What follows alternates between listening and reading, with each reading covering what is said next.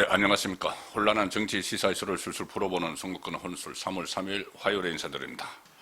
지난 연휴 동안 민주당이 이 대법원과 관련된 세 개의 악법을 통과시켰죠.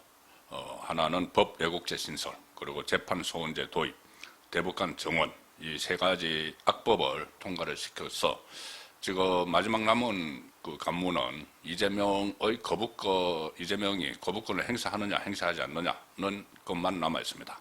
자, 거부권을 행사하게 되면은 다시 국회로 돌아가서 3분의 2 찬성을 얻어야 되는데 국민의힘 의석이 107석이니까 막을 수가 있죠. 이 장동혁 대표를 비롯해서 국민의힘에서 이재명에게 거부권을 행사하라고 요구를 하고 있지만 지금 이재명은 국빈 방문 중입니다. 지금 싱가포르에 있다가 필리핀으로 갔습니다.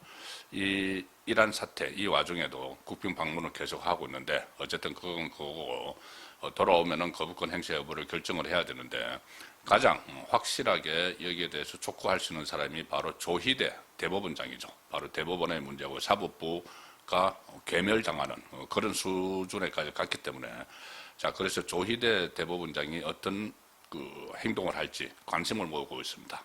제가 계속해서 기자회견을 열어야 된다. 국민에게 설명을 하고 공개적으로 이재명에게 거부권 행사를 강력히 요구를 해야 된다는 말씀을 드리고 있죠. 자, 오늘 아침에 출근길에 조희대 대법원장이 이 거부권이라는 표현은 쓰지는 않았지만은 거부권을 사실상 행사해야 된다고 어떻게 보면 좀 간곡하게, 좀 소심하게 얘기를 했습니다. 그렇지만 메시지는 일단 던졌습니다. 오늘 출근길에 기자들에게 조희대 대법원장이 일단은 국회 입법 활동을 전적으로 존중한다. 물론 뭐 사법부 수장이니까 이렇게 얘기해야 되죠. 그러면서 한 번 더 심사숙고해 달라고 심사해 줄 것을 부탁드린다. 이렇게 이야기를 했습니다. 부탁드린다. 특히 이 민주당이 사법부 신뢰 하락 이것을 사법 개편, 그러니까 법을 바꾸는 명분으로 삼은 데 대해서 정면으로 반박을 했습니다. 사법부 신뢰도가 낮지 않다. 그러면서 여론조사 결과까지 오늘 아침에 다 이제 준비를 해온 거죠. 제시를 했습니다.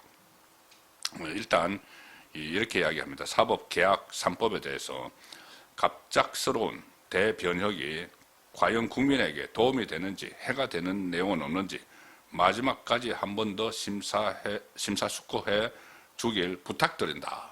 부탁드린다. 그러니까 지금 마지막으로 심사숙고할 수 있는 사람은 민주당이나 이런 쪽이 아니고 이재명이죠. 법이 다 통과가 됐기 때문에 민주당에서는 심사숙고할 게 없습니다. 여러분 뭐 수정안 해서 이렇게 누더기로 해가지고 통과를 시켰기 때문에 민주당은 더 이상 할 게 없죠. 자, 그런데 심사숙고할 수 있는 건 이재명입니다. 이재명이 거부권을 행사하느냐 마느냐 이 부분인데 거부권을 행사해 줄 것을 부탁드린다. 이렇게 간곡하게 얘기를 했습니다. 거부권이라는 표현은 물론 직접 쓰지는 않았습니다. 특히 조희대 대법원장은 국내외 여론조사 지표를 인용해서 사법부 신뢰도가 그다지 저해되지 않았다는 점을 강조를 하면서 지금 민주당이 사실 이 세 개의 악법을 만든 것은 첫 번째는 이재명 방탄, 두 번째는 사법부 길들이기, 사법부 장악이죠. 그리고 세 번째 이렇게 함으로 인해서 이 국민들이 상당한 그 피해를 입게 되는 이런 상황인데 겉으로는 포장을 한 것이 사법부 신뢰도가 낮다. 사법부 국민들이 믿지 못하니까 바꿔야 된다. 이렇게 명분을 내세웠죠. 포장을 했는데 그 명분용 포장을 깨뜨리는 그런 발언을 조희대 대법원장이 했습니다. 이렇게 설명을 합니다. 사법개혁을 하는 이유가 국민 신뢰도가 낮다라고 하는데 세계 여러 나라에서 한국 사법부를 배우려 하고 있고 교류할 것을 적극적으로 요청을 하고 있다. 찾아오고 있다는 이야기죠. 한국 사법부가 사법 시스템이 지금 잘 운영이 되고 있다고 지금 다 깨지고 있지만은 그러면서 가령 갤럽의 사법 시스템 신뢰 조사 결과 미국은 35%, 미국이 그렇게 이 법치국가라고 하지만은 미국은 그 신뢰도가 35%인 반면 우리나라는 47%다. 이렇게까지 부연 설명을 했습니다. 또 우리 사법제도를 근거 없이 폄훼하거나 법관들의 개별 재판을 악마화하면 안 된다. 이런 말도 했습니다. 악마화하지 마라. 개별 재판을 악마화하지 마라. 이게 무슨 이야기냐면은 최근에 윤석열 전 대통령에 대해서 지기현 판사가 유죄를 선고를 하면서 사형을 구형처럼 사형을 하지 않고 무기징역을 선고를 하니까 좌파 진영에서 이것은 이 조희대가 책임져야 된다. 사형 선고를 안 했기 때문에 그렇게 어처구니 없는 또 이 조희대 탄핵 몰이를 했죠. 탄핵시켜야 된다. 이렇게까지. 자, 그런데 그 부분에 대해서 조희대 대법원장이 확실히 선을 그은 겁니다. 개별 재판이다. 개별 재판인데 거기에 대해서 그 재판 결과를 가지고 판사를 악마화하면 안 된다. 이렇게 암시를 한 거죠. 뭐 재기현 판사 이야기를 하지는 않았지만은 이 제도도 근거 없이 폄훼하지 말고 사법제도 법관들의 개별 재판을 악마화하지 마라. 이것은 최근의 이 사례를 보면은 지기현 판사를 지칭한 것이 거의 명확한 일이죠. 그리고 질문이 있었습니다. 지금 이야기하는 것이 그러니까는 한 번 더 심사숙고해 주실 것을 부탁드린다고 한 것이 거부권 행사를 요구를 하는 것이냐. 이제 거부권이란 표현을 조희대 대법원장이 직접 쓰지를 않았기 때문에 그렇게 기자가 질문을 하니까 비켜갔습니다. 국민께서도 좀 더 기다려 주시고 우리가 열심히 하는 것을 인정을 해 주시라. 자, 좀 더 기다려달라. 그리고 우리가 열심히 하고 있다. 이 말에 또 어떤 의미를 부여하면은 좀 거부권을 행사할지 안 할지 좀 지켜봐 주시고 국민들이 이재명의 거부권 행사 여부를 그리고 만약에 거부권을 행사 안 할 때 우리가 열심히 하는 것이 있다. 자, 이 말은 어떻게 보면 플랜 B도 있다는 그런 이야기가 되는 것이죠. 만약에 거부권을 행사 안 한다고 그래서 행사 안 해 그러면 할 수 없지 이렇게 트는 것이 아니고 뭔가 행동을 할 수 있다는 뉘앙스를 저는 느꼈습니다. 조희대 본인이 직접 사퇴하는 거 이것은 이재명 정권이 그렇게 원하고 바라던 바죠. 그래서 그것은 아니고 가령 예를 들어서 전국 법관회의 지금 법원장 회의는 한번 열렸었죠. 그런데 법원장 회의 말고 전국 법관회의를 열어서 판사들이 들고 일어나도록 하는 그런 분위기를 대법원장이 조성을 할 수가 있겠죠. 그런데 이 법관들이 지금 인사이동이 있었습니다. 인사이동이 2월 23일부로 법원 인사가 있었기 때문에 전국 각급 법관들이 모이는 전국 법관 대표회의라는 게 있죠. 거기서 목소리를 적극적으로 내주면은 이 안에는 좌파도 있고 뭐 여러 가지 모든 판사들이 다 들어가 있죠. 그런데 좌파 판사더라도 사법부가 무너지니까 당연히 목소리를 내야 되죠. 그래서 전국 법관 대표회의가 다시 새로 3월 달에 구성이 되면은 이번 달 중에 이제 구성이 되면은 법관 대표회의를 소집을 할 수도 있다. 이 거부권을 행사하지 않으면은 그럼 거기서 모든 것이 이제 분출이 될 수도 있겠죠. 그래서 뭐 이재명의 재판 재개 이야기도 넣을 수도 있고 여러 가지 사법 파동, 이재명 독재 정권에 저항을 하는 사법 파동이 일어날 수도 있습니다. 그렇게 뭐 판사들의 격앙이 되고 하면은 그 분위기 속에서 왜 이재명의 재판을 멈춰 세웠느냐 뭐 이런 이야기들도 충분히 나올 수가 있는 상황이죠. 그래서 이런 또 역풍 같은 것을 우려해서 이재명이 또 지금 정청래와 좀 대립각을 세우고 있는 그런 상황이기 때문에 거부권을 행사할 수도 있지 않느냐 하는 관측이 일부에서 나오고 있지만은 저는 이재명이 그렇게 본인의 방탄과도 연결된 문제이기 때문에 그냥 밀어붙일 가능성이 높다고 보고 그러면은 판사들이 또다시 조직적인 좀 저항에 들어가는 그런 상황도 예상이 되고 있습니다. 자, 이 시점에서 그동안 지금 잘 알려지지 않았던 얘기가 동아일보 오늘 단독 보도로 하나 공개가 됐습니다. 뭐냐 하면은 조희대 대법원장이 이재명과 그 충돌하는 지점이 하나 있다는 겁니다. 지금 충돌 중이다. 뭐냐 하면은 오늘 노태악 대법관이 그 임기 만료로 퇴임을 했습니다. 퇴임을 했는데 그 후임자가 지금 임명이 안 되고 있죠. 왜냐하면은 대법관은 대법원장이 제청을 해서 대통령이 임명을 하는 체제인데 지금 제청 과정이 진행이 되지 않았다.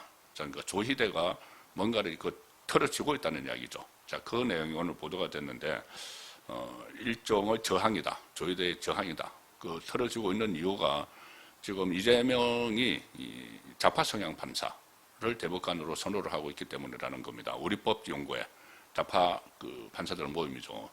자, 어떤 내용이냐 하면은 1월 21일 대법관 후보 추천위원회가 열려서 대법관 후보 4명을 추천을 했습니다. 그런데 그로부터 40일이 지금 지나도록 조희대 대법원장이 후임 대법관 임명을 제청하지 않고 있다.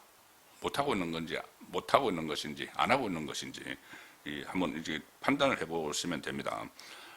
일단, 노태학이 오늘 퇴임을 하니까 후임 대법관 임명이 이루어져야 되는데, 지금 그렇지 못해서 당분간 13인 체제로 운영이 될 전망이고, 기존에도 그 전에도 인사청문회, 대법관 인사청문회를 하죠. 인사청문회 자체가 늦어져서 공백 상태가 있었던 적은 있지만 지금처럼 대법원장의 임명 제청이 지연된 것은 상당히 이례적이다.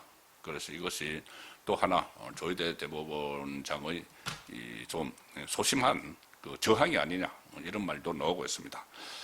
조희대 대법원장이 후임 대법관 임명을 제청하지 못하고 있는 것은 청와대하고 대법원의 이견이 좁혀지지 않고 있다. 그러니까 이재명과 조희대 대법원장의 생각이 다르다는 이야기죠. 지금 대법관 후보 추천위원회가 1월 21일 대법관 후보로 4명을 추천을 했습니다. 한 명은 김민기 여성입니다. 김민기 수원고법판사, 박순영 서울고법판사, 손봉기 대구지법 부장판사, 윤성식 서울고법 부장판사 이 4사람으로 압축을 해서 추천위원회가 추천을 했는데 이 중에서 이제 이 조희대 대법원장이 한 사람을 제청을 하죠. 그런데 이제 순위를 1순위, 2순위 해서 이제 순위를 해서 제청을 한다고 합니다. 그래서 이 조희대 대법원장은 청와대와 이제 의견을 조율하는 과정에서 일단 의견을 좀 조율을 하고 나서도 그 1순위를 윤영식, 1순위를 윤성식 서울고법 부장판사를 1순위로 하고 손봉기 대구지법 부장판사를 2순위로 임명 제청을 하는 방안을 제안을 했습니다. 조희대가 이재명에게. 그러니까는 윤성식이나 윤천식이 1번, 손봉기가 2번 이렇게 제청을 제안을 했는데 청와대는 그 2사람을 제외하고 나머지 2사람, 한 사람은 지금 말씀드린 여성 김민기 수원고법 판사를 1순위 그리고 이 박순영 판사를 2순위 이렇게 해서 완전히 다른 사람을 제시를 했습니다. 그러니까 조희대는 윤영식, 손봉기, 이재명은 김민기, 박순영 이렇게 1, 2순위를 달리한 거죠. 그러니까 그렇다면 좋다 해서 조희대 대법원장이 그러면은 김민기, 박순영 이렇게 1순위 김민기, 2순위 박순영 이렇게 이재명 쪽이 했으니까 그러면은 1순위 김민기는 도저히 안 되겠고 2순위 박순영으로 해주겠다를 전달을 했지만은 이재명 쪽은 아니야 꼭 김민기를 해야 돼 이렇게 했다고 합니다. 여성인 김민기. 왜 그러냐면은 이렇게 이야기를 했다고 합니다. 이재명 정부 첫 대법관이라는 상징성을 고려해서 1순위인 김민기 고법판사를 임명 제청해달라고 요구를 했다. 왜? 김민기는 진보 성향 법관 모임인 우리법연구회 출신이기 때문에. 자, 좌파 판사니까 이재명 정부 첫 대법관이라는 상징성을 충족한다는 이야기가 되는 것이죠. 그리고 이렇게 청와대가 김민기를 꼭 해야 된다고 하니까는 대법원은 김민기의 남편 이야기를 했다고 합니다. 남편이 누구냐? 오영준 헌법재판소 재판관. 오영준도 우리법연구회 출신, 판사 출신이죠.